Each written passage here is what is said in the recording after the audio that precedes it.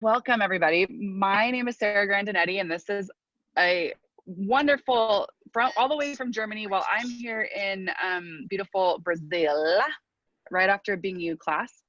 This is Tanja Barth, and she is one of our Being You Certified Facilitators. Welcome. And today, so I don't know if you guys know, the way we set up the show is it's really like off the cuff. It's why we're here a little bit late, because we all travel all the time. And we do it where the beautiful BYCF gets to bring a topic, and then we just talk about it for a little bit. Did you get it shared yet? Yes. Now I'm fully with you. Okay, cool. It's an interesting thing in the beginning of the show, because I'm always like, share it, because you can introduce it while it's actually live onto your page. But we probably could figure out another way to do that. So let's do it. Let's talk about being you in business. Like what you could choose when you need someone else to push your go live button and your invite you to or share it to your page. So how long have you been in business? I've been in business for 24 years now. If you do not count the time where I was in university, I always worked during my time at university as well. So yeah, I would say nearly 28 years I've working in the corporate world. So are you still working in the corporate world now? I worked full-time in the corporate world until last year, and now I'm doing full-time access. And of course, I'm also working with entrepreneurs. So there is still a link to the corporate world, but not as it used to be. Okay. So can you give me just a little history of like what kind of titles that you held in the corporate world? Like what were you doing, Tanja, before you found access? So I was studying business administration, and I found my dream job. I was working as an auditor, because in Germany, that job was supposed to be the most difficult job you can get. You have to take a very, very difficult exam. And I thought, wow, that's amazing. I have to continue to learn. I have to continue to work on myself. This is my job. So I applied for the most interesting companies, and I got my dream job back then at Pricewaterhouse, working as an auditor. And when I found out, auditing is pretty much boring. So I was the one who immediately got the most difficult projects, and I was sent all around the world to do the missions impossible and stuff like that. So I started working with due diligence. When people buy companies or sell companies, a due diligence is required. And I was helping the clients in due diligence. Then I got specialized in IPO due diligence to see if a company is ready and fit to go to the market.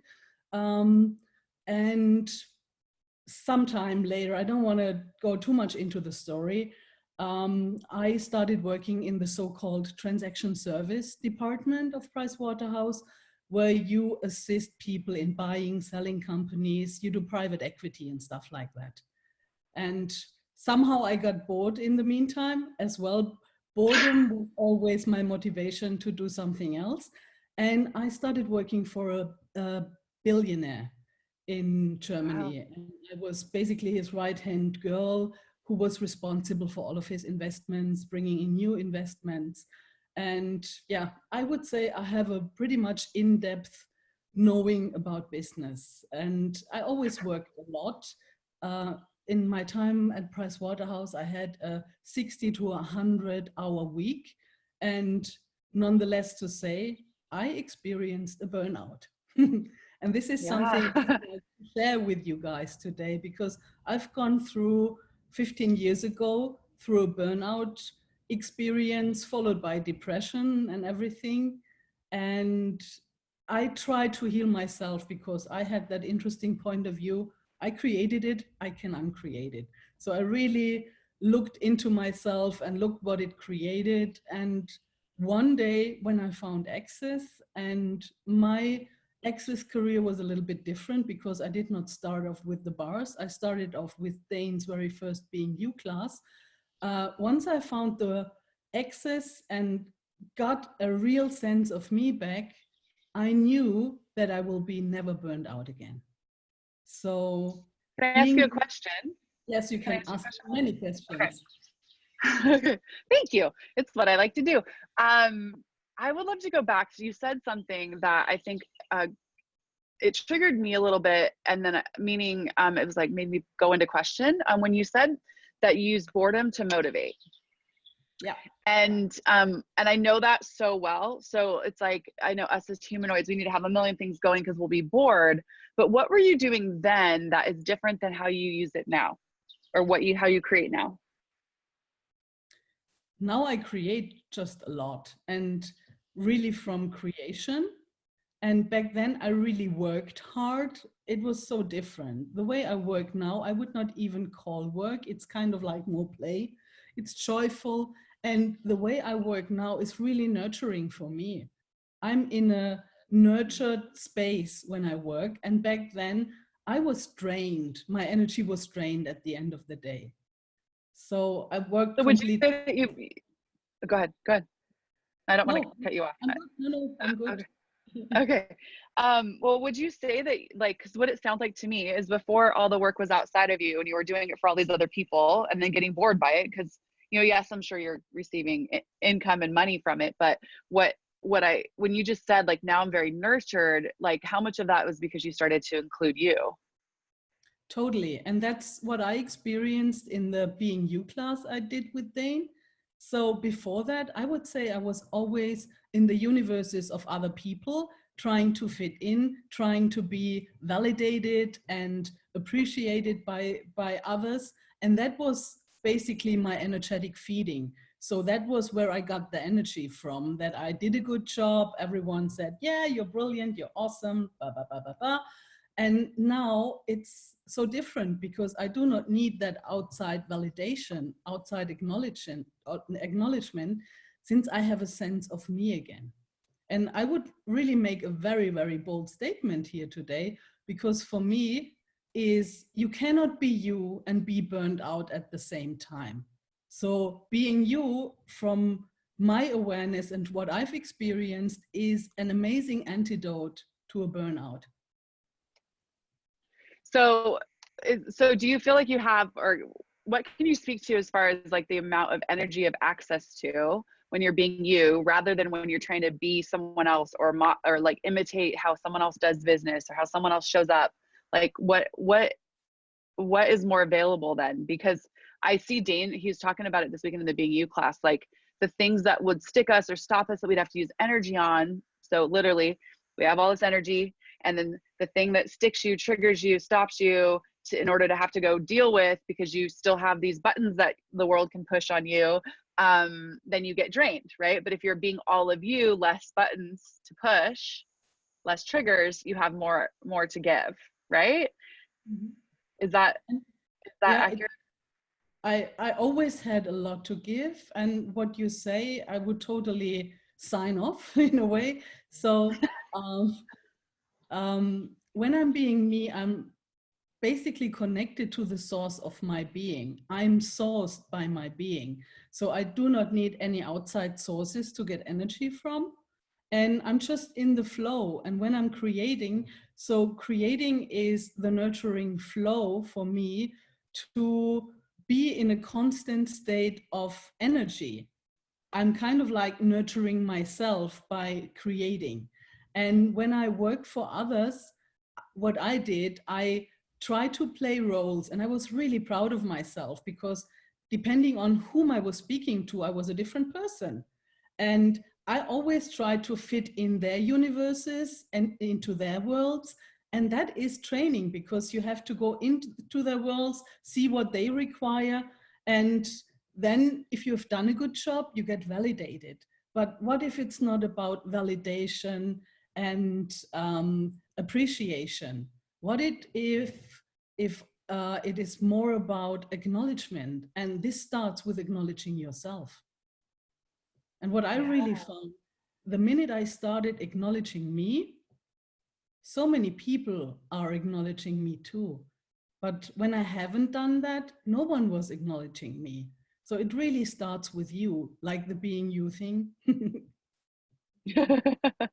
So, you do business classes too, correct? Yeah. Okay. So it's super cool. I was like, I don't want to, I thought I had that information right. So can, someone comes to a class with you about being you in business, about joy of business. And they're like, Tanya, I, I don't know where to start. I'm so good at, like you said, about like going into the boardroom and knowing what the boss requires. I'm good at, doing a pitch over here and knowing what that person requires. And I don't even know where to start unless I just quit my job and like go live in the jungle. Like what are their choices that they can start to make that changes that dynamic for them? Yeah, so first of all, I would not recommend quitting the job until you have started something new, because usually, and I've worked with so many business owners, I have seen hundreds of companies, and I always work very closely with the owners. It requires some time to get a business started. And even if, for example, Access, doing the bars, facelifts, body processes, it's a brilliant business model, proven to bring you money. Even then, I would not stop working what I do or just look for a job that brings in money easier unless the other business has taken off. Because from my personal experience, it's a huge shift when you start working as an employee, maybe 20 years of your life, and then you become self-employed. And what most So people do, working as an employee, they kind of like play out the patterns and the programs they had with their family. So now the boss is the father or the family is the mother, and they are feeding them with money in a way. So there are so many similarities, and becoming self-employed, or I do not even, I always invite people to call themselves not self-employed, because especially in German, the wording is really strange. Self-employed means that you have to work by yourself all the time. And I really invite people to call themselves entrepreneur, because it's a much better or a bigger term, and it doesn't imply that you have to work alone all the time. So it's just an energetic thing. And the other thing is, you have to really grow up when you become self-employed. And you already have your business for years, Sarah. But if somebody was working as an employee his entire life, becoming self-employed is energetically a totally different story. And it needs some time to rewire and be really aware that they are the source of their creation and no one else they can depend on. And oftentimes people, when they start becoming self-employed, they put a lot of pressure on their business to make money, that they are able to pay their rent and everything. So I would really say, if you want to be self-employed, start off with a day in a month and do classes or do whatever you like, offer sessions on a weekend day maybe, and see how it goes. And of course you have to make yourself self-employed, but start off small, unless you have a proven concept where you can start off right away. So okay, thank you for that. And I think that a lot of people get so excited about Access tools, like the people that are watching this that are from Access, and they're like, yes, I know it's possible. And then they like leap, but without having like some awareness of what they're creating. So that's awesome. What I'd love to look at and get from you is what if there's a person who's working for someone who but doesn't desire to be self-employed. They just want to be them in business as an employee. Because I think the lie is that in order to have you in business, you have to go create your own business. But what I get Joy of Business talks about, and Being You is talking about, and all this, is that you can actually be you, even if you're working for someone else. And so do you have, like, where would that start? Where is that choice? What does that look like? Yeah, you already said it. It's a choice. You can start right away by choosing, from now on, I'm being me in business. And then start with a question and ask yourself that every day. If I would truly being me in business, who would I be? What would I be? What would I choose? With whom would I talk today? And it's really becoming aware that you are not the roles and identities you have created in your business. Being you is so much more. And it's also like becoming a sense of your being in a way. So what I did when I started Access, I did Dane's very first Being You class back in 2012. And after the 2.5 days, I don't know what Dane did back then. Now I have a hunch, years and years later. But back then, for the first time in my entire life, I had a sense of myself. I really was more embodied than ever. And I could perceive the projects I've done back then. They were awful. The energy was awful. And I was like, okay, now I know that's not working for me. And I do not know where I will be in 1, 2, 3 years from now, but this has to change. And I also had the awareness that it will change. And I've already created the change with that Being You class. And then I started applying the tools. And within a year, my entire career, my entire life has changed. And I'm so grateful. And when Dane offered becoming a Being You Certified Facilitator, this was like, fuck yes, I'm doing that. That's what I've experienced. That's the most amazing thing.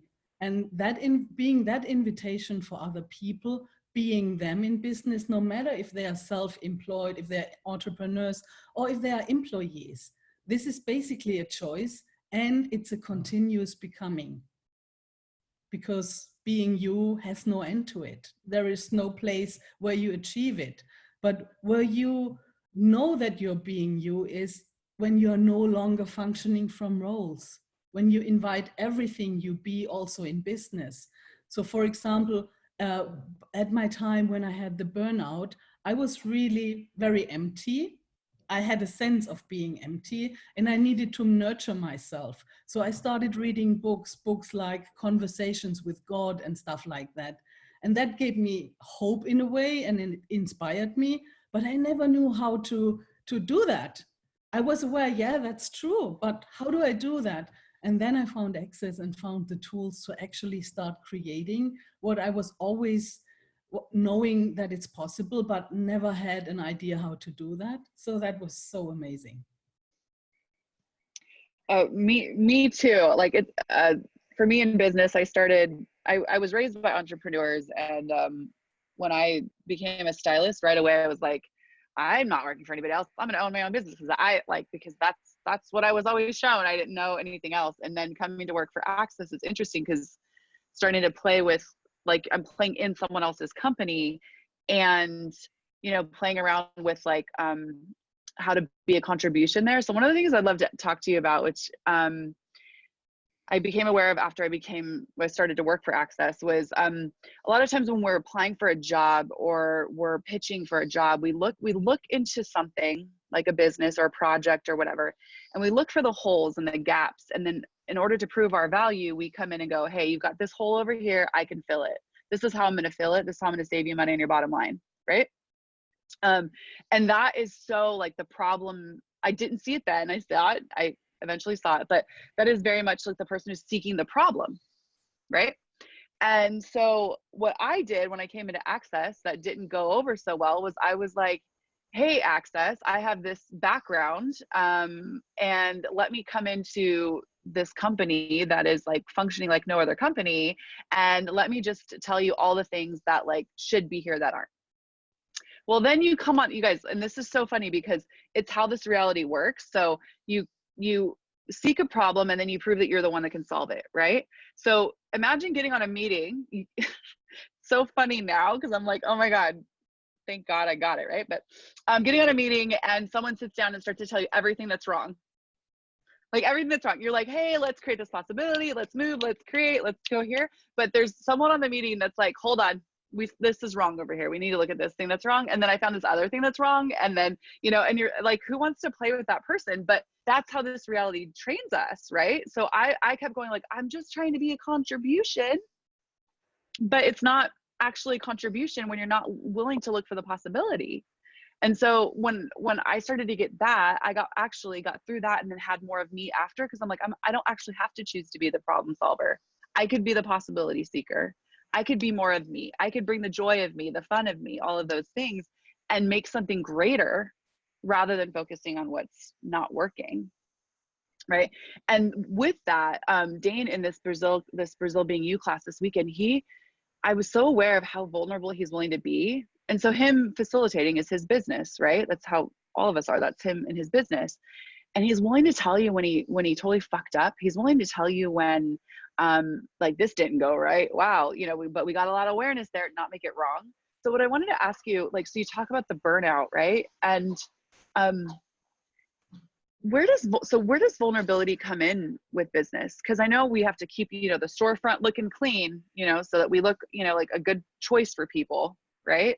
And that's like your person, that's your life, that's the car you drive, that's your business card, that's your, you know, some actual storefronts and then hypothetical storefronts. Where does vulnerability create? So it's so funny where you're mentioning that you were the problem solver. I've been paid for so many years to be the problem solver, to go into a company, see the problems, see the risks, and offer solutions. This is how I earned my money, basically. And just to acknowledge what you've experienced, so I really put on the problem glasses in my life, and I forgot to take them off in my private life because I was only looking at the problems there then too. So you really get focused on the sucky parts. And I had a great first boss, and he always told us, I'm not interested in problem, guys. I'm interested in possibilities. And it's really like whatever you focus on gets created in a way. And I really love Dane's vulnerability, and I've seen him over the years develop more and more potency and becoming way more potent. And I would say with embodying more potency also comes the embodiment of vulnerability, because one does not come without the other. And in this reality in business, vulnerability is not something you get trained on. And one of the hardest things I've experienced when I had my burnout was talking about my burnout. And not because I don't want to be vulnerable, but when I started talking about it, the whole energy came up and I got overwhelmed with it. And acknowledging that I kind of like have lost it there, or I failed when I was burned out, was the hardest thing for me to acknowledge. And I really love the way Dane is vulnerable, and we all learn from our mistakes.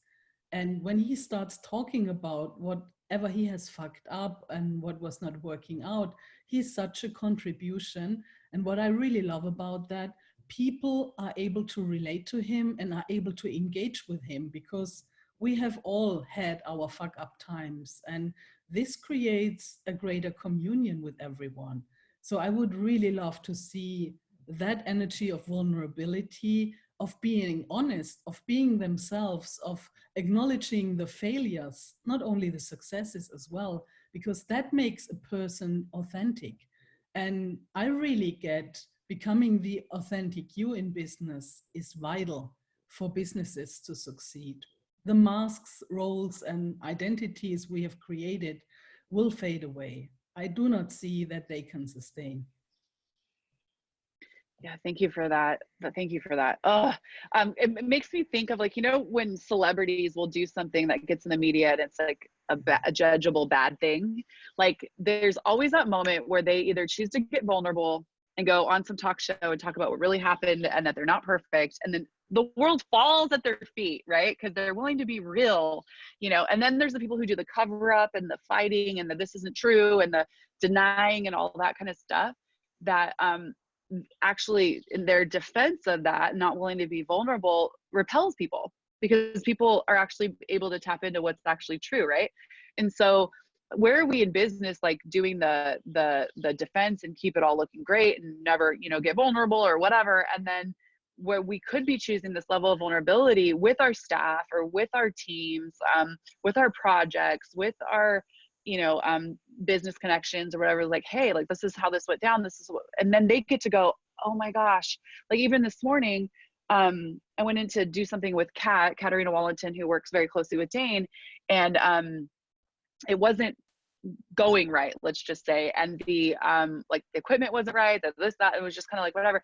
And I could easily have just gone into like, you know, I tried to get this done and I did this and let me prove why, you know, I'm not wrong here, you know, but she wasn't projecting wrongness at me. So she was like, hey, is this supposed to be like happen later in the afternoon, like instead of right now? And I'm like, oh, yeah. I go, I was getting that, but I was afraid to say it because I didn't want you to be disappointed or think that I, you know, didn't want to do this right now. So I'm like, trying to, you know, get it right or do it honoring of her. And she was like, no, like I don't yeah, that actually works better. I think that's more ease. And it was just this vulnerable moment where we both kind of like, hey, we're trying to shove a square peg in a round hole here. And like, what if we could be in the possibility of it, right? But a lot of times we don't choose that because of whatever we fear the other person or the other business or the, you know, or is going to choose, or the boss or the coworker or whatever. And what I'm seeing here is that when we do choose that, we invite other people to choose it as well. And then business can be way more fun because we're not like having like two lies going at it with each other, right? Like the walls and barriers up to each other. So thank you for that. And I love what you said when you said that, like, anytime I talk about the burnout, like the energy comes up and it's like, you're aware of it again. So how much of that is like, because I see that there's a vulnerability in that though. Like you're willing to say, hey, I had a burnout, and inspire people with it. So yeah, I did that. I went back to the university and I still had a very good relationship with one of my professors. And I started giving leadership seminars about the burnout and about different possibilities. And that was started already before I did Access. And now I can talk about it without the whole drama overwhelming me, because I kind of cleared these energies and I cleared the energetic ties I've created, and where I, like you said, I wanted to do that, and I applied a lot of force back then when I had a thing in mind and then go for it, I'm doing it. But sometimes it's not the right time, and thanks to Access, all these tools and all these processes I've been through, I have a much wider awareness and a clearer awareness when it comes to specific things. I already know when I set up a meeting that it's not working, it will not happen. I really have an awareness of the future now. And I love Katerina, and she is amazing to play with and functioning so different than anyone else I've ever worked with. So I think we need a different set of tools and a different way of being in business. yeah. What if we are the Tanya, yeah, to inspire people about that? Absolutely. And so much of it goes back to just choosing to be you and choosing ease, joy, and glory, even in business. Imagine that. Yeah, and the being you part is the joy and glory. And if you're just functioning from that, it will get created, but people are not aware of it. Mm-hmm. Before we go, I do have one question that's in the chat here. Zeal says, I have a question. If we cannot perceive any possibility, can we still create it as a choice? Yes, we can. And once you have really chosen it, just follow what's fun for you. If you follow the lightness and the fun and the joy, things come to you. And I have created business plans. I have validated business plans, and I know no business plan comes as planned. So it's not about the business plan when you start a business, it's about doing it. And when you do it, possibilities, different ideas come in. And what I would say to you, choose it and then just do it, and keep choosing on the way when you go, and things will change, things will come in. You will bring in different possibilities. You never know what will be created, but you will experience whatever. I love that so much. And yeah, Zeal, one of the things I wanted to say to you or to everybody listening is a lot of times, so I'm going to give an analogy with creation. Have you ever had somewhere you were going and you knew you needed to buy, you wanted to buy a new outfit, but you didn't know what the heck you wanted to buy. You don't know if you want to wear a pantsuit, if you want to wear you know, a black, you know, cute little cocktail gown dress, or you want to wear a ball gown, or like what you're going to do. But what you do know is where they sell clothes, right? What you do know is that thing called the mall, if shopping center, whatever. And what you do know is that if you drive your butt there, park your car and walk in, possibilities will become more available to you. So you're like, okay, cool. I know I want to create something. I know I need that. This is required. Am I using? Okay. I just said internet connection unstable. It's just me. I'm unstable. Anyways. You're wonderful and your connection is great. Thank you. So you drive to the mall with not a conclusion, not a definition, and maybe you're like, I love the color blue because it looks great on my beautiful skin, because Zeal has really gorgeous skin. And you go in and you walk in. Now the possibilities are now going to show themselves to you as you walk through the mall, because you made the choice to go to the mall. And now you're walking through and you're like, oh, that store might have something for me. I like, the mannequin in the window and the way they're dressed. Walk in, make a choice, try something on, make a choice, make another choice to purchase. Now you need shoes for that dress. Now you're like, oh, maybe I need jewelry. Okay, cool. Where do they sell jewelry? Start asking questions, and you can create something that you were aware of just by making the choice to go into it a little bit further. But if you sat home and you're like, I'm going to this thing and I don't know how to get there, and I don't know what's available to me, and I don't know what I want to create, but I know I'm going to this thing or this event or whatever, that's where you sit with something and you don't add a question to then create the awareness of what and not with the conclusion of how it has to show up, but that it will show up if you continue to choose. Mm-hmm. And so at the end of this shopping analogy, you walk out with potentially shoes and a new bag and but you didn't know what the shoes were going to look like. You didn't know what exact earrings you needed to have. You didn't know what dress you were going to buy, but you knew that you needed to create an outfit.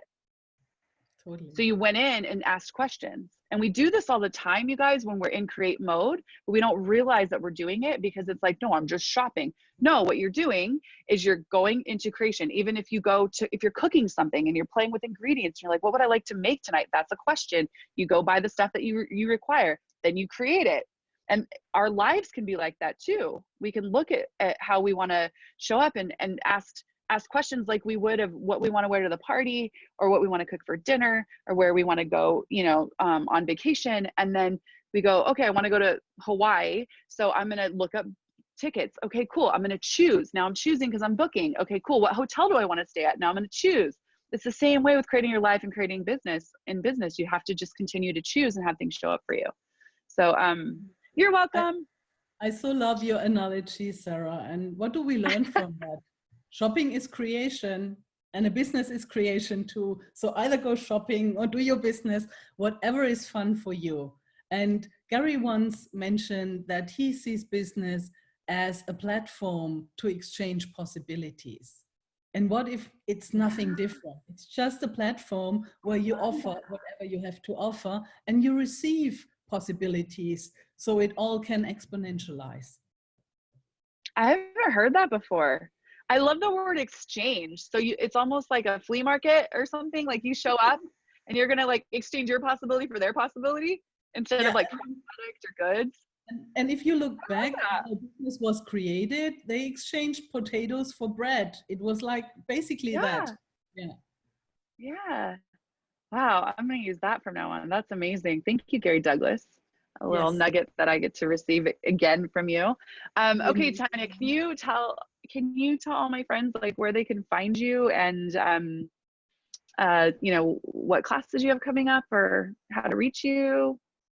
Yes. So first of all, you can find me and connect with me on Facebook, of course, Instagram, Tanja Barth, and also over my website. It's www.tanjabarth.com. I'm not spelled with a Y, I have a J. And I do a lot of classes in the German speaking area, not so much in English yet, but this will come. This is one of my targets. I want to do much more in English because it's fun.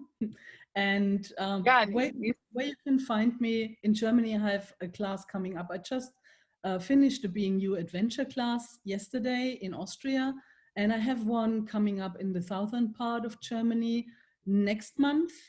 And just check out my Access profile. It's www.accessconsciousness.com/TANJABARTH. And I'm excited to meet you guys in person or in an online event or somewhere in the world. Thank you, guys. That's awesome. Thank you so much. And I think that maybe there might be someone online that wants to host you in an English speaking place to have you I come would do a love class to. for them. I would I love mean, what are to. the infinite possibilities, Tanja?